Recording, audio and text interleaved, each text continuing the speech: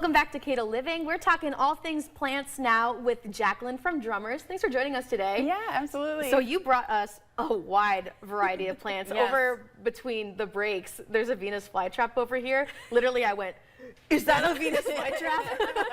It's small, don't but it's stick your mighty. finger in Yeah, there. don't stick your finger in there. But what kind of plants did you bring? Because obviously we're talking more about house indoor plants. Yes. So all of these plants are for indoors? Indoors, yes. Well, it's kind of a misconception there too, is actually all houseplants can be outside. So Okay. so you probably think houseplants, but when spring comes and we get over 50 degrees, you can actually bring these outside. So just so for people, if you want more houseplants, there's room outside when it gets warmer. Okay. So we are going to talk about the houseplants with pottery because there's certain houseplants that work a little bit better with certain types of pottery. And during the spring, our houseplants are getting more sun through the windows because the sun's staying up longer. So the spring gardening season actually kind of starts indoors a little bit sooner since the weather is warmer inside. Right. We always have the consistent 70-degree temps around. So they will start growing more and get bigger, and it is time to repot your house plants. So we're going to talk about what kind of pots you might want to repot your plant in. Yeah, please go ahead. Yeah, so I'm going to start with something that has a porous surface. So this doesn't retain moisture as long. So a lot of plants that like to have a drier soil before you water, so like a Hoya or Sansevieria, or snake plants people would call them, cactus or succulents, they're really great in terracotta because then if you do water and saturate the soil, it will evaporate quicker, and they don't take in as much moisture either, so the soil doesn't stay moist as long. Okay. And this looks like something that, I would water it probably more often, but it actually does like to get dry before it gets watered. So knowing the care of your plant and then knowing like, well, it needs to get completely dry, I like to have a porous surface pot to actually help dissipate that moisture quicker because I don't want to be sitting in that moist soil too long. Okay. And then we're going to go to a glazed pot. So this won't wick moisture away from the soil as quickly.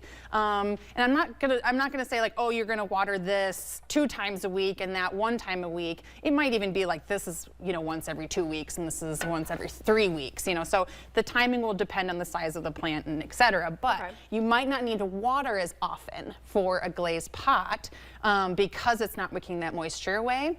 If it is a bigger plant like this might take in a lot of moisture, and it all really depends on the plant you have in there. But if you are an overwaterer, you might want to stay more to a porous pot surface to wick that moisture away. That's good to know. I think I'm an overwaterer. Yeah, Like, it has to stay alive, but sometimes that's not what it always is for plants. Exactly. You need to know. Exactly. So really you can grow any plant in any pot, but it is just knowing yourself and your lifestyle and kind of like what you like to do. Yeah. So it's just kind of the characteristics of the pot that it's good to know. But if you like the pot, like get it. Totally. That's what you know what I'm saying? Yeah. You know? 'Cause it's like, what if I want this like glassy look versus like that pottery soft look? If we want to talk about that real quick, we think of, okay, we're going to get a potting soil and we just get whatever is on the shelf, and it usually has like peat moss or something that retains moisture for a long time, but it is becoming more popular to use something that's like a chunky houseplant mix that really is great drainage. It gets a lot of oxygen to the root system.